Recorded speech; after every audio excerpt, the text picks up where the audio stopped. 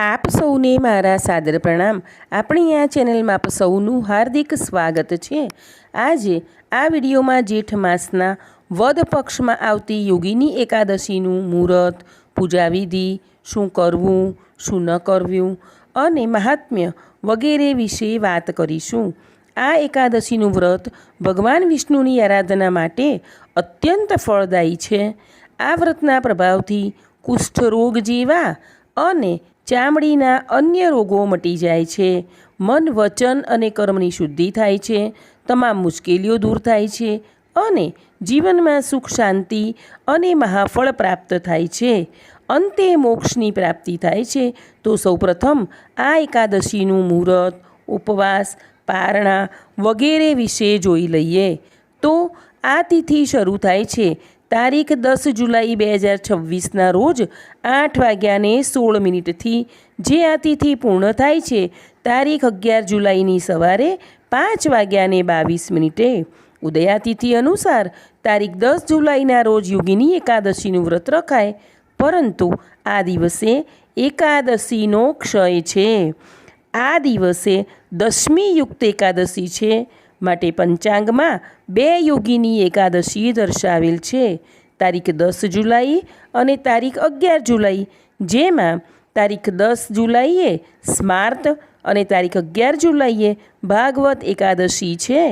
તારીખ 11 જુલાઈના રોજ સૂર્યોદય પહેલાં જ એકાદશી પૂર્ણ થઈ દ્વાદશી તિથિ બેસી જાય છે અને દશમી યુક્ત એકાદશી કરતાં બ્રહ્મ મુહૂર્તવાળી એકાદશી કરવી વધુ શ્રેષ્ઠ મનાય છે, જેથી ભક્તોને જે અનુકૂળ હોય તે પ્રમાણે તેઓ આ વ્રત રાખી શકે છે।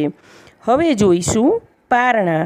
10 તારીખની એકાદશીના પારણા તારીખ 11 જુલાઈના રોજ બપોરે 1:50 થી 4:36 સુધીમાં કરી લેવા, કારણ કે હરિવાસર પૂર્ણ થયા પછી જ પારણા કરી શકાય છે અને તારીખ 11 જુલાઈની એકાદશીવાળાએ તારીખ 12 જુલાઈના રોજ સવારે 5:25 થી 8:18 સુધીમાં પારણા કરી લેવાના રહેશે। આ એકાદશીનું વ્રત કરવાથી 88,000 બ્રાહ્મણોને ભોજન કરાવ્યા જેટલું પુણ્ય પ્રાપ્ત થાય છે। આ વ્રતમાં અન્નનો ત્યાગ કરી ફક્ત ફળાહાર જ કરવામાં આવે છે। હવે જોઈએ પૂજા વિધિ। તો આ દિવસે સવારે વહેલા ઉઠી સ્નાન કરી સ્વચ્છ વસ્ત્રો પહેરી સૂર્યનારાયણને અર્ઘ આપ્યા પછી ભગવાન વિષ્ણુ અને લક્ષ્મીજીની મૂર્તિ સમક્ષ વ્રતનો સંકલ્પ કરવો। પૂજા માટે ફળ, ફૂલ, દીપ, ચંદન, અક્ષત અને પંચામૃતનો ઉપયોગ કરવો। આ દિવસે ભગવાન વિષ્ણુની મૂર્તિની પૂજા કરતા હોવ તો તેમને પ્રથમ જળ, પછી પંચામૃત, ત્યારબાદ જળ, આ રીતે સ્નાન કરાવવું। ભગવાન વિષ્ણુ અને માતા લક્ષ્મીની મૂર્તિ અથવા ફોટો ગમે તેની પૂજા કરી શકો છો। સ્નાન કરાવ્યા બાદ ચંદનનું તિલક કરી પીળા ફૂલ, અક્ષત, નૈવેદ્ય વગેરે અર્પણ કરો। ધૂપ દીપ કરો। નૈવેદ્યમાં તુલસી ચોક્કસ જ મૂકવી, પરંતુ યાદ રાખવું કે આજે તુલસી તોડાય નહીં। લક્ષ્મી માતાને ચંદનનું તિલક કરવું નહીં, કંકુનું તિલક કરવું। પૂજા અને આરતી કરી પ્રસાદ ધરાવવો। પ્રસાદ પોતે પણ લેવો। પ્રસાદમાં ખાસ પીળી મીઠાઈ અથવા મોસમી ફળો ધરાવવા। પૂજા દરમિયાન ઓમ નમો ભગવતે વાસુદેવાય આ મંત્રનો જાપ કરવો। પૂજામાં થયેલી ભૂલ બદલ ભગવાનની માફી અંતે અવશ્ય માગી લેવી। ત્યારબાદ યોગીની એકાદશીની વ્રતકથા અવશ્ય વાંચવી। તેના વગર એકાદશીનું વ્રત ફળતું જ નથી। આજે વિષ્ણુ સહસ્ત્રનો પાઠ પણ કરવો। એકાદશીના આગલા દિવસે સાત્વિક ભોજન કરવું। આ દિવસે શક્તિ અનુસાર બ્રાહ્મણોને કે જરૂરિયાતમંદોને દાન કરવું। આજે ખાસ પીપળાના વૃક્ષ અને તુલસીના વૃક્ષને જળ અર્પણ કરી દીવો પ્રગટાવવો। વ્રતના નિયમ મુજબ ઉપવાસના બીજા દિવસે દાન કર્યા પછી જ પારણા કરી શકાશે।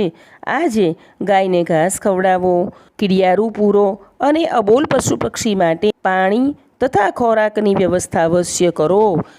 આજે ક્રોધ કે નિંદા ન કરો।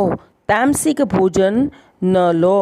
ઉપવાસ કરનારે બ્રહ્મચર્યનું પાલન અવશ્ય કરવું.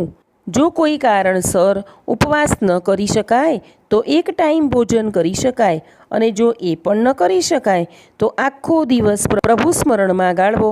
આમ એકાદશીનું વ્રત કરવાથી તમામ પાપો નષ્ટ થાય છે અને અંતે મોક્ષની પ્રાપ્તિ થાય છે.